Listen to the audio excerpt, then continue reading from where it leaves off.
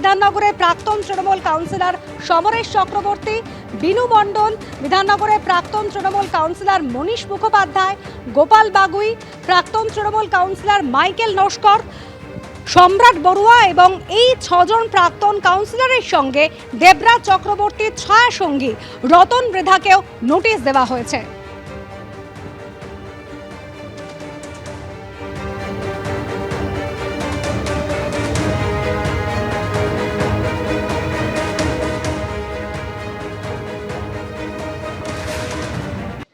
দেবরাজ চক্রবর্তী, যাকে ইতিমধ্যে গ্রেফতার করা হয়েছে, তার বিরুদ্ধে যে সমস্ত মামলা দায়ের হয়েছে সমস্ত অভিযোগের পরিপ্রেক্ষিতে তদন্ত করবে এসআইটি।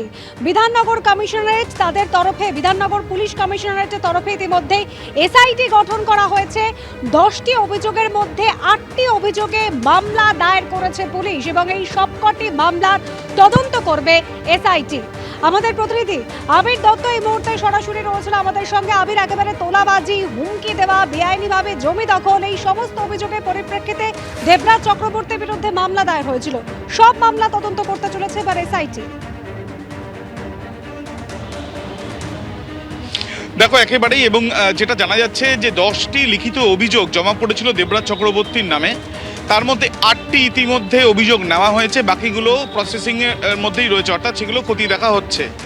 যে 8টি অভিযোগ নেওয়া হয়েছে সেখানে একাধিক অভিযোগ তার বিরুদ্ধে রয়েছে, সেগুলোও তদন্ত করবে এবার থেকে এসআইটি। তোলাবাজি মামলা তদন্ত যেমন এসআইটি করবে বলেই জানা গিয়েছিল, তার সঙ্গে সঙ্গে অন্য মামলাগুলোরও তদন্ত এসআইটি করবে। সেই ক্ষেত্রে এসআইটির অফিসারদের সংখ্যাও বাড়ানো হতে পারে পরবর্তীকালে যদি প্রয়োজন হয়।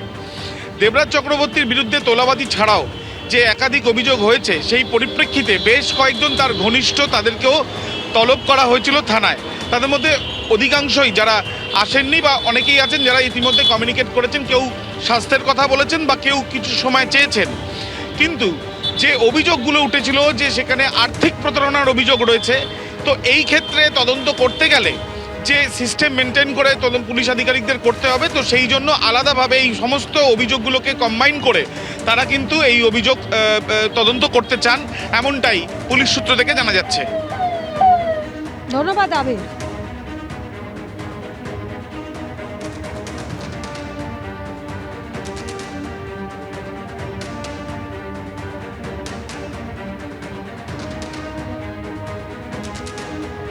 অভিষেক বন্দ্যোপাধ্যায় ঘনিষ্ঠ দেবরাজ চক্রবর্তী, তাদের ইতিমধ্যে গ্রেপ্তার করা হয়েছে, ঘনিষ্ঠদের তলব করা হয়েছে। 10টি অভিযোগের মধ্যে 8টি অভিযোগের পরিপ্রেক্ষিতে মামলা দায়ের হয়েছে। তোলাবাজির মামলা ছাড়াও বাকি সমস্ত মামলাগুলিতে তদন্ত করবে এসআইটি। বিধাননগর পুলিশ কমিশনারেটের তরফে এসআইটি গঠন, পুলিশ সূত্রে এমনই দাবি করা হয়েছে। গ্রেপ্তার করা হয়েছে অভিষেক ঘনিষ্ঠ দেবরাজ চক্রবর্তী এবং তার ঘনিষ্ঠদেরও কিন্তু এবার তলব করা হচ্ছে। বিধাননগরের 6 জন প্রাক্তন কাউন্সিলর, তাদের ইতিমধ্যেই তলব করা হয়েছে।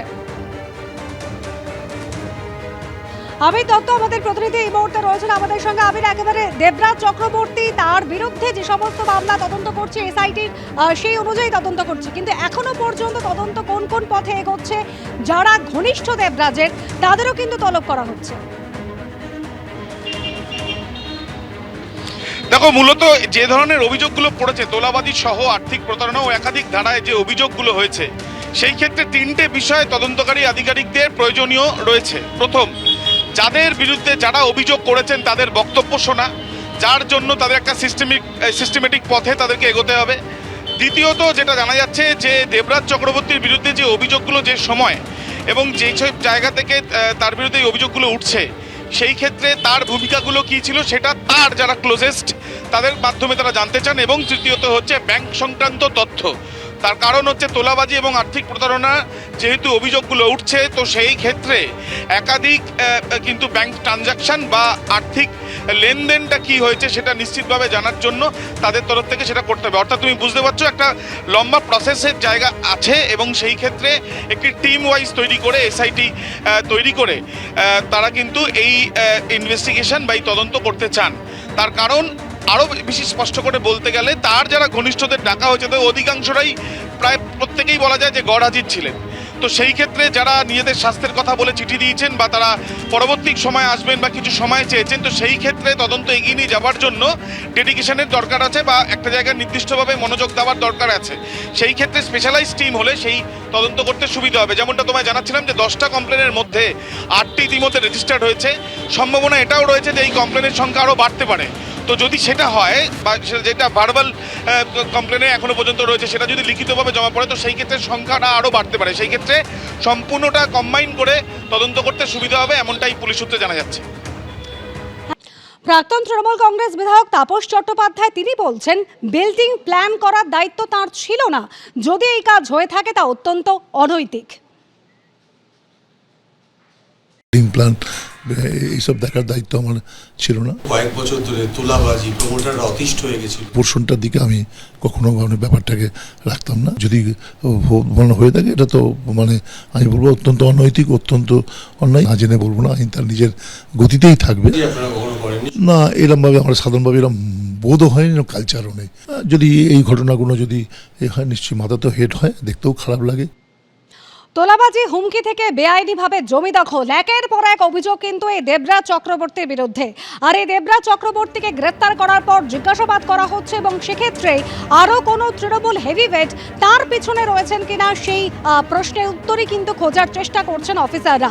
দেবরাজ চক্রবর্তী এবং অদিতি মুন্সির যে 5টি ব্যাংক অ্যাকাউন্ট, এই সমস্ত অ্যাকাউন্টের লেনদেনও কিন্তু পুলিশের নজরে রয়েছে।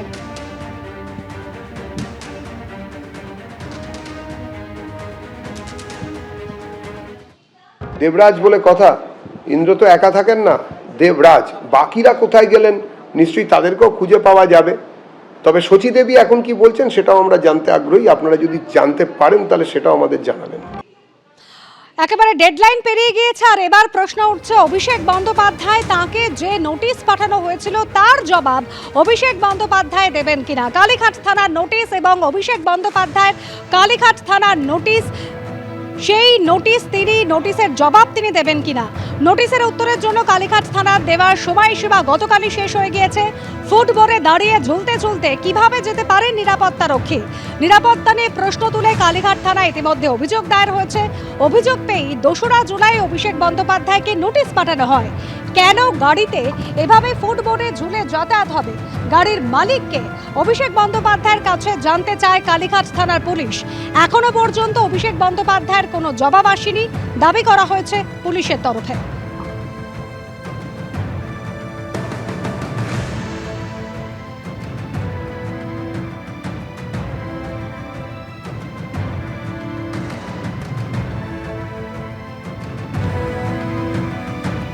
রাজীব সরকার তিনি অভিযোগ দায়ের করেছিলেন কি কারণে ফুটবোর্ডে দাঁড়িয়ে ঝুলতে ঝুলতে যেতে পারে নিরাপত্তা রক্ষীরা, যদি কোনো দুর্ঘটনা ঘটে যায় তার কি দায় নেবেন অভিষেক বন্দ্যোপাধ্যায়। আর এরপরেই কালীঘাট থানার নোটিশ পাঠানো হয় অভিষেক বন্দ্যোপাধ্যায়কে। পাদানিতে লোক দাঁড়িয়ে ওনাকে সিকিউরিটি দেওয়ার নাম করে লোক ঝুলতে ঝুলতে গেছে। কাল যদি উনি পড়ে যেতেন, কোনো একটা লোক যদি ধরুন অ্যাক্সিডেন্টে পড়ে যেতেন বা ধরুন ওই লোকের জন্য যদি কোনো রকম অ্যাক্সিডেন্ট অন্য কারোর হতো, তার দায়ভার কি অভিষেক ব্যানার্জি নেবেন? অভিষেকের উপর যা চলছে পরপর কেসের পর কেসে, যে কোনো লোক হলে গুড়িয়ে যেত এতদিনে। প্রচন্ড মনের জোর আছে, তার জন্য প্রত্যেকটা কেসকে ফেস করছে। আমি ফেস এভরিথিং। বহু লোকের সিকিউরিটি করে, বহু নেতার সিকিউরিটি করে, বাদিকে হাত বাড়িয়ে থাকে, বহু নেতার করে। তাদের বিরুদ্ধে কেস হচ্ছে না, কেস হচ্ছে একমাত্র অভিষেকের নামে কেস হচ্ছে। এবিপি আনন্দ, এগিয়ে থাকে, এগিয়ে রাখে।